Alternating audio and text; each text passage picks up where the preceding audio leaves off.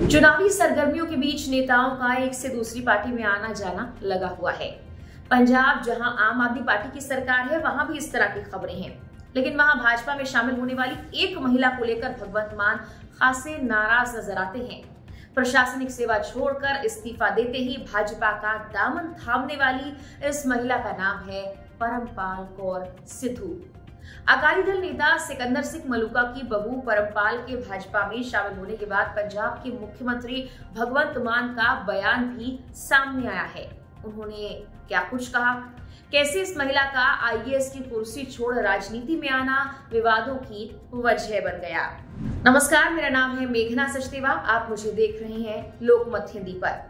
आज मैं आपको बताने जा रही हूँ कहानी उस महिला आईएएस की जिसने भाजपा के लिए नौकरी छोड़ी, पर पंजाब सीएम भगवंत मान को उनका इस्तीफा मंजूर नहीं है।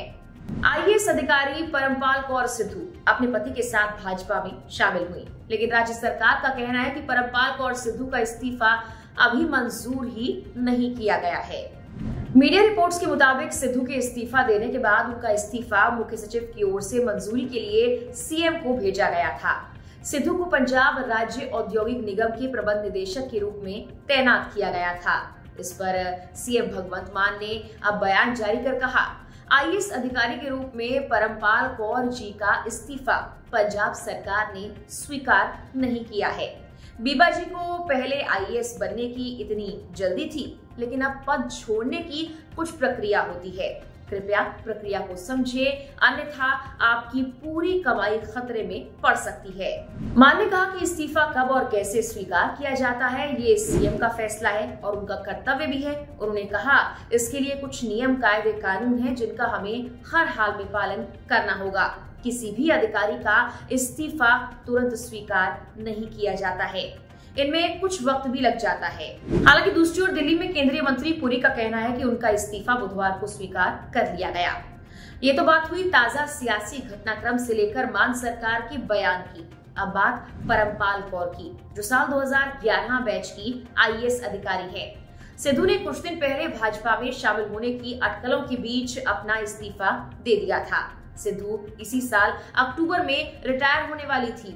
उन्हें भटिंडा लोकसभा सीट से मैदान में उतारा जा सकता है, जिसका प्रतिनिधित्व फिलहाल अकाली दल की सांसद हरसिमरत कौर बादल कर रही हैं। सिद्धू अकाली दल के वरिष्ठ नेता और पूर्व मंत्री मलूका की बहू हैं। मलूका 2024 लोकसभा चुनाव के लिए गठित शिरोमणि अकाली दल की घोषणा पत्र समिति के सदस्य हैं।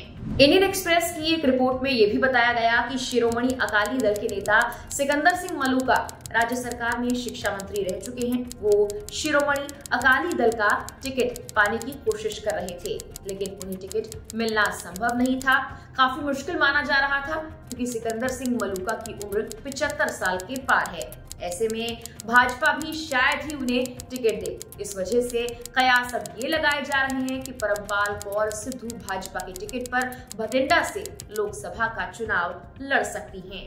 अब ये भी जान लेते हैं कि नियमों के मुताबिक क्या परमपाल सिंह इस्तीफा देकर राजनीति में आ सकती थी।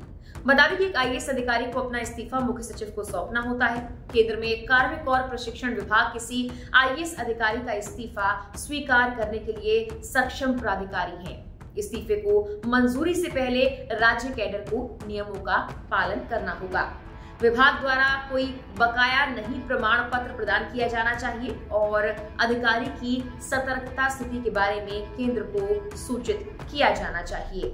इसके बाद राज्य कैडर को इस्तीफा सक्षम प्राधिकारी यानी केंद्र को भेजना होगा। इस्तीफा मंजूर करने से पहले ये भी सुनिश्चित करना जरूरी है कि अधिकारी के खिलाफ कोई बकाया मामला तो नहीं है। सक्षम प्राधिकारी संबंधित संवर्ग की अनुशंसा प्राप्त करने के बाद ही सेवा के सदस्य द्वारा दिए गए इस्तीफे पर विचार करेगा। यानी इसी पूरी प्रोसेस के बाद इस्तीफे पर बातचीत होगी और इसको मंजूर करना है या नहीं ये बताया जाएगा। इस बात को लेकर ये सवाल भी उठ रहे हैं कि केंद्र ने उनका इस्तीफा आखिर कैसे स्वीकार कर लिया, जबकि उन्होंने धारा 16(2) के तहत वीआरएस के लिए आवेदन किया था, 3 महीने की छूट का अनुरोध किया था और राज्य को कोई इस्तीफा आवेदन जमा नहीं किया था। क्या इसका मतलब ये हो सकता है कि उन्होंने अपने राज्य कैडर को दरकिनार करते हुए अपना इस्तीफा सीधे केंद्र को भेज दिया?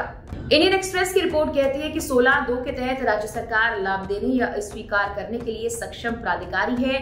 फाइल अभी भी सीएम के पास है और मंजूरी मिलनी भी बाकी है।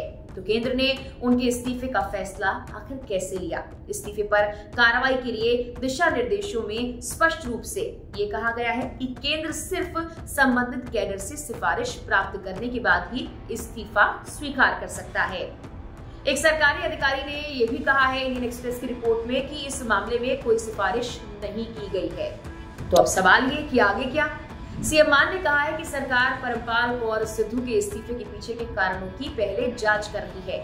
अगर उनके इस्तीफे देने के इरादे अनुचित पाए गए तो उनके खिलाफ उचित कार्रवाई की जाएगी। हालांकि उन्होंने कार्रवाई की प्रवृत्ति के बारे में फिलहाल कुछ नहीं बताया है। परमपाल कौर के इस्तीफे और सीएम भगवंत मान वर्सेस परमपाल कौर के इस पूरे मामले को लेकर आपकी राय क्या है? कमेंट कर हमें जरूर बताएं। फिलहाल के लिए इस वीडियो में इतना ही।